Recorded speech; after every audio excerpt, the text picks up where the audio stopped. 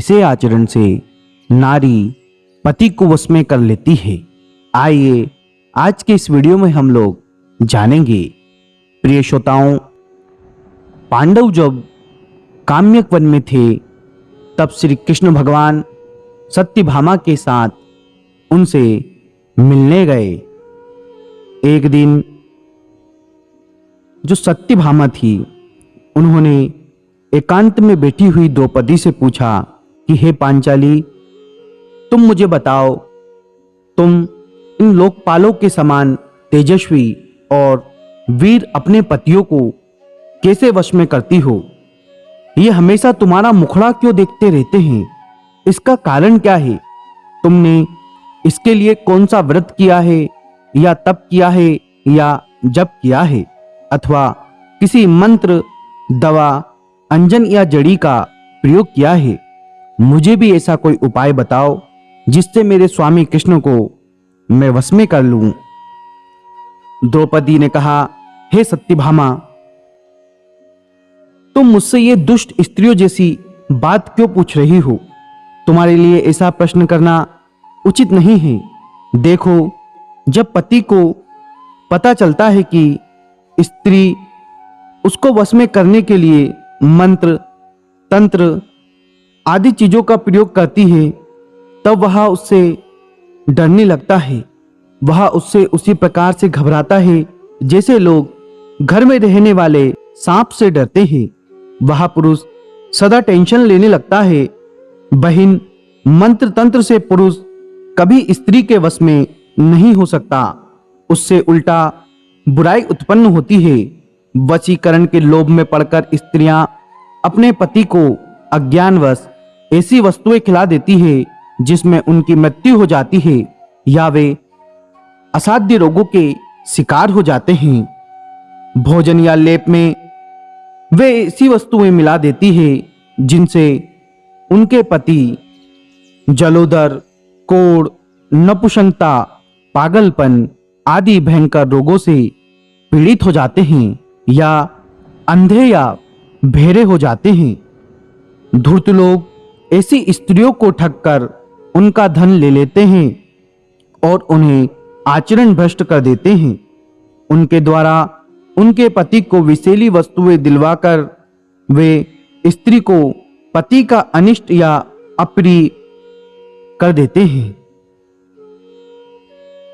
बहन, स्त्री को पति का कभी भी अनिष्ट या अप्रिय नहीं करना चाहिए। प्रिय श्रोताओं, द्रौपदी आगे बताती है कि सत्यभामा जी, महात्मा पांडव मेरे जिन कामों से मुझ पर प्रसन्न होते हैं, मतलब अब द्रौपदी बता रही है कि पति को किस प्रकार से वश में किया जाता है।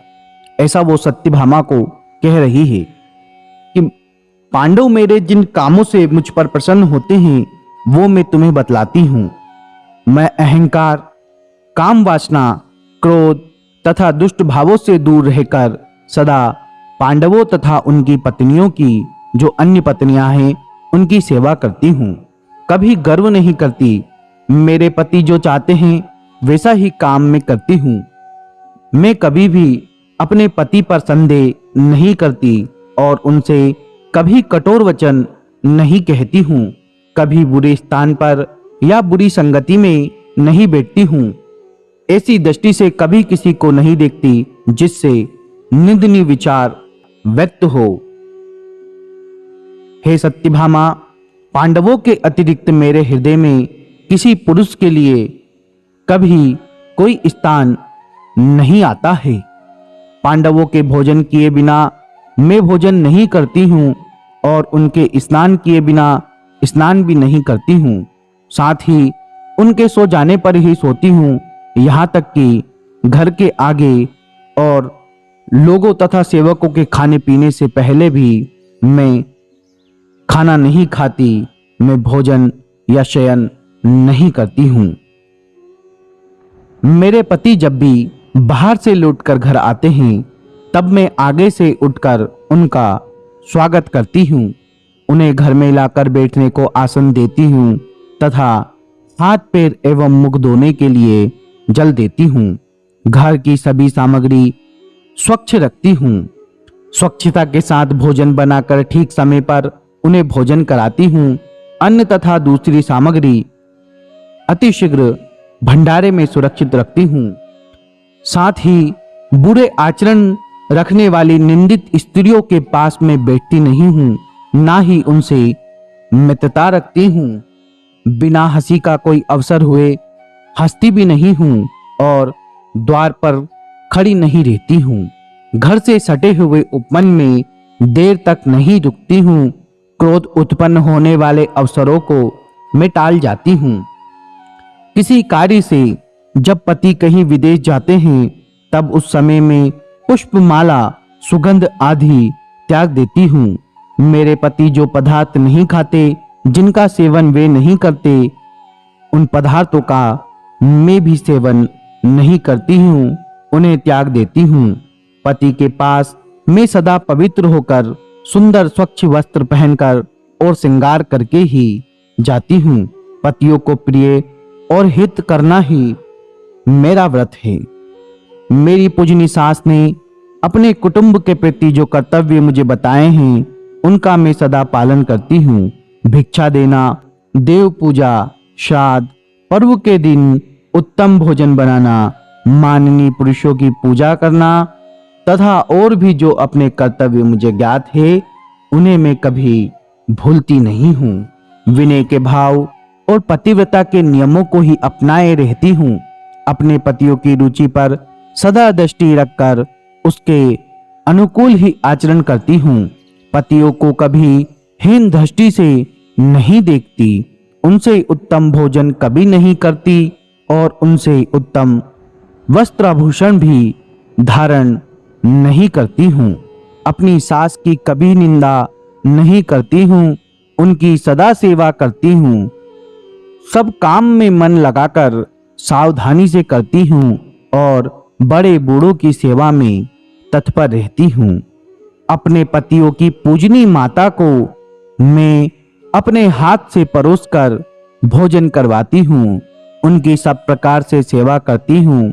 कभी ऐसी बात नहीं कहती जो उन्हें बुरी लगे। बहन सत्यभामा, पतियों को वश में करने का मेरा उपाय यही है। मैं ओछी स्त्रियों के आचरण का हाल में नहीं जानती। प्रिय श्रोताओं, द्रौपदी के इन वचनों को सुनकर सत्यभामा ने कहा, पांचाली, तुम मेरी दोस्त हो, मेरी सखी हो। इसी से हंसी हंसी में मैंने ये प्रश्न तुमसे पूछ लिया था। इसके लिए तुम दुखी या क्रोध मत करो, मुझे माफ कर दो। प्रिय श्रोताओं, इस कहानी को सुनाने का उद्देश्य किसी की भावना को ठेस पहुंचाना नहीं था, बस इतना ही बताना था कि स्त्रियों को कैसा आचरण करना चाहिए, अपने पति के साथ कैसा व्यवहार करना चाहिए। आशा करता हूँ ये कहानी आपको पसंद आई होगी। यदि यह वीडियो आपको अच्छा लगा तो हमारे चैनल को सब्सक्राइब करना, वीडियो को लाइक करना, कमेंट बॉक्स में जय श्री महाकाल लिखना ना भूले। राधे राधे।